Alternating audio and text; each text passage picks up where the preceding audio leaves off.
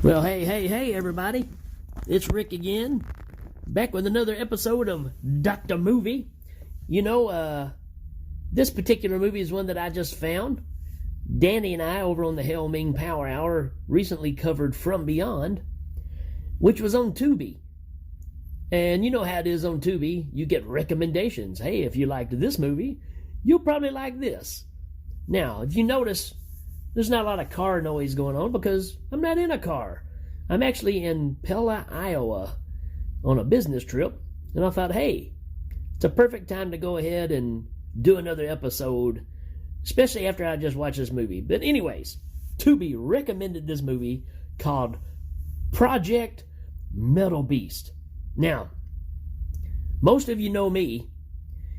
Anything that's got the words metal and beast in it, I'm probably going to watch it. And so I checked this one out. It's from 1995. It's on Tubi. And I'll just give you a little overview here. This is what it says. It's not really a metal beast. I mean, it's kind of confusing, but it sounds cool, I guess. But it says a bloodthirsty werewolf becomes nearly indestructible after a government scientist uses it to test a metal-based skin. Yeah, it's not really what happens, but I guess in theory, maybe that's what happens.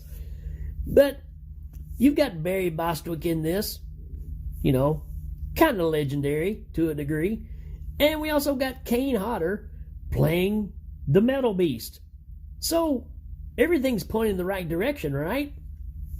Well, there's probably a reason you haven't heard of this movie. One, it's I can't even say it. It's smack dab right in the middle of the 90s, 1995, which kind of tells you what you're getting for a horror movie, right?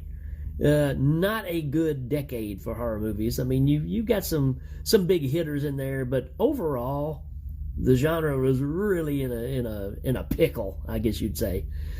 But this movie starts off, it's supposed to be in the 70s, and these black ops are out, you know, some military group are doing this special mission, and it turns out that they're chasing a werewolf, and not a very good werewolf either. It's pretty crappy looking. I think they showed maybe too much of it, so just, I don't know, rubber suit werewolf looking thing. But it attacks one of the ops, knocks him to the ground, and this other guy named, what's his name? Donald? Yeah, Donald shoots the werewolf and kills it. And then he pulls out an IV that's hooked up to this box, and he's draining the blood out of the werewolf. Supposedly this is what the operation is for, is to get the blood of the werewolf. So he takes the blood back. They give it to this scientist, and they're having this meeting. The scientist comes in and says, I haven't had enough time to figure out what all this can do, what we can do with it. Barry Bostwick is the boss of Donald, and Donald's all upset. He's like, you're taking too long. We got to get this in place, and we got to make it work. So you're really kind of blinded to what's going on here, but obviously they are wanting to use the werewolf blood to create some kind of half-breed werewolf super soldier. You know, pure 90s idea. So Donald can't wait, so before they finish all the tests on the blood, he decides to go ahead and inject himself with it.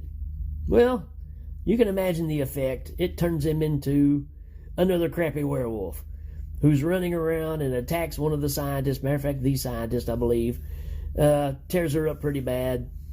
They end up shooting him but not killing him. And then Barry Bostwick takes him down into this chamber that he's got, and he basically freezes him, puts him in cryogenics, right? So yeah, now he has him frozen. Then the movie jumps to 20 years later, and we meet a new doctor, or a new scientist slash doctor, and she's working on skin grafts, right? Artificial skin, growing artificial skin. Another big topic of the time, right? So you're kind of mixing all this together, and she's wanting to test it out on a body and just see how it reacts.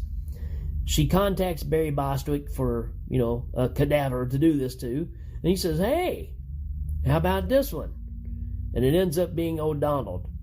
And they take him, they unfreeze him, and she grafts the skin on him. And in the process, they realize that something's wrong. And there's something inside of his chest. After they got the skin grafted on there, they dig out the bullets. So apparently he was shot with silver bullets, and it didn't necessarily kill him. I guess it was gonna kill him, and they froze him. You don't really get an explanation here. But they dig out the bullets, and he starts coming back alive. I love, or let me ask you this, do you love when these movies are so unhip to what's going on, right? Like, they have no idea what a werewolf is, even though they went and did this project to capture a werewolf and drain its blood to create this creature. It's like nobody else in the world has ever seen a werewolf movie, especially by 1994, or knows anything about the folklore, the removing, the silver is what kills them, all that kind of stuff. So it always blows my mind when you're making a movie about this and you have to make everybody that dumb. I mean, all the fans watching, or the fans of werewolves watching, know the folklore and how the story's supposed to go. But in this case, that's kind of what you got. She starts thinking some phenomenon has happened because we've brought a dead carcass back to life. Was it something in the skin? No, absolutely not. We all know that removing the silver brings him back. Well, come to find out, this was all part of Bostwick's plan, because he's an evil guy. And he's also wanting to create this super soldier, but using Donald as the super soldier. So they try to inject him with all this stuff and keep him calm, and it doesn't do any good. And the werewolf starts kind of taking over and mixing with the skin. Is supposedly making him a stronger, tougher werewolf. Ends up killing a few people that work there at the hospital. And is it a hospital? I don't really even know it's a hospital. I think it's just a science lab of some sort at a military base. And so you can imagine, this thing starts wreaking havoc on everything. And to be honest, when you think of the words metal beast, I really doubt you think of what you see, because it is a little better costume than the earlier werewolf. He really looks like if you took an orc from, Lord of the Rings and mixed it with a little bit of Rawhead Rex.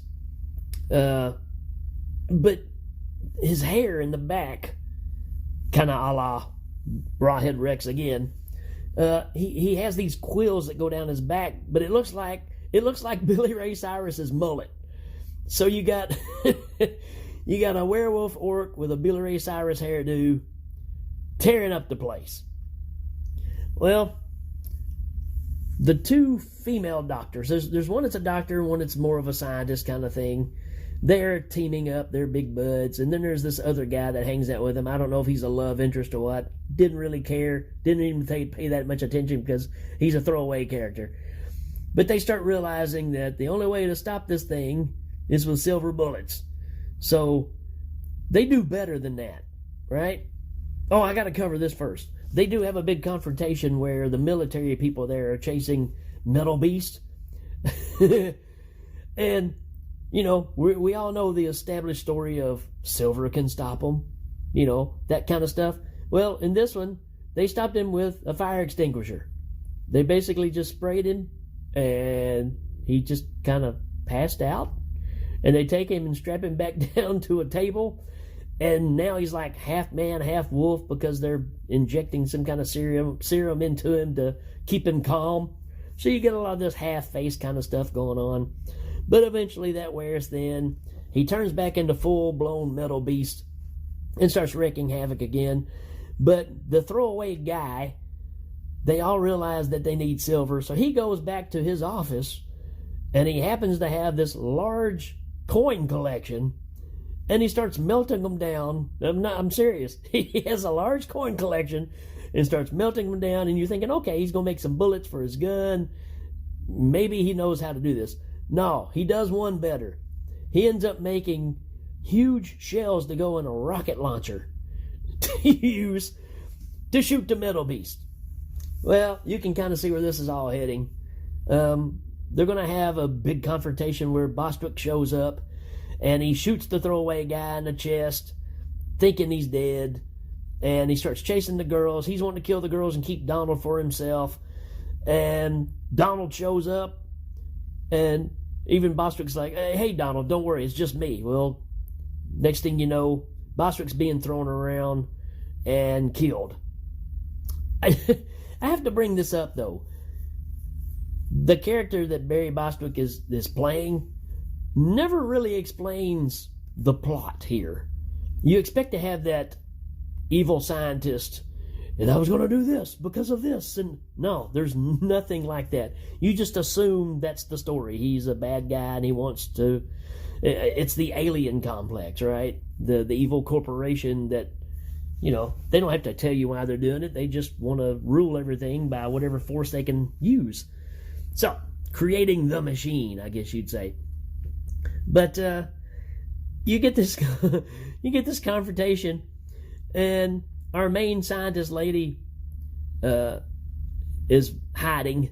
Well, both of them are hiding. Both ladies are hiding. Barry Bostwick is now dead, and the werewolf metal beast is chasing after the girls, and one of them ends up running right in front of the metal beast, and he's standing there and he's coming after her, and then the other one pulls out the rocket launcher and totally misses. Now here's the thing. The lady with the rocket launcher is probably a good, 30 yards away when she shoots this thing. Totally misses the werewolf, shoots it over his head, knocks out a cinder block wall. And the bricks and stuff obviously fall on the werewolf. They fall on the other girl. But somehow, a piece of metal rebar from 30 yards away flies and goes through the scientist's foot, shoe and all. And she's wearing like some, pretty decent heels here. So you get the scene where she pulls the rebar out of her foot, takes her belt off of her science lab jacket, ties it around her foot, and continues walking on the high heel shoe. And I'm going, you could take that shoe off. You might be able to walk on it. I doubt it. But she's a trooper. She's going to wear that pump because, that's what you do. Needless to say, she goes over to where the metal beast is, and he pops back up, obviously. They take off running again. And then her friend ends up having one of these rocket launchers. I guess he made 3 or 4 of these at the time. And then she shoots metal beast through the leg, and the missile doesn't blow up. It goes through his leg and sticks out to the side, and he just grabs it and pulls it out of his leg, continues chasing on. And then we got both girls kind of captured against a wall. And then out of nowhere, here comes the throwaway boyfriend, best friend, whatever he is that made the rocket launchers to begin with, just pops out and goes, "Hey, I've got another rocket," and hands it to her conveniently at the right time. She loads it, she shoots Metal Beast, and he blows all to pieces. Yeah. And then you kind of get, there's a glob that lands on this dude's face when they're all going outside and they're all breathing real heavy because they've gone through this terrible experience. And the science lady knocks it off of his face, and it goes around. It's a piece of the artificial tissue. And when they walk away, you see it move a little bit. Then it goes off. So, very, very typical. You can have some fun with this one. Would I recommend it? I don't know. I mean, if you like kind of low-budget movies that are very predictable, and you might see something cool in this. I don't know. But, yeah, go ahead and check it out. It's free. It's on Tubi. You can't go wrong with that, right? So, that's kind of my take on this movie. Check out Project Metal Beast from 1995 if you want to. That's it for the show. I will check you later, folks.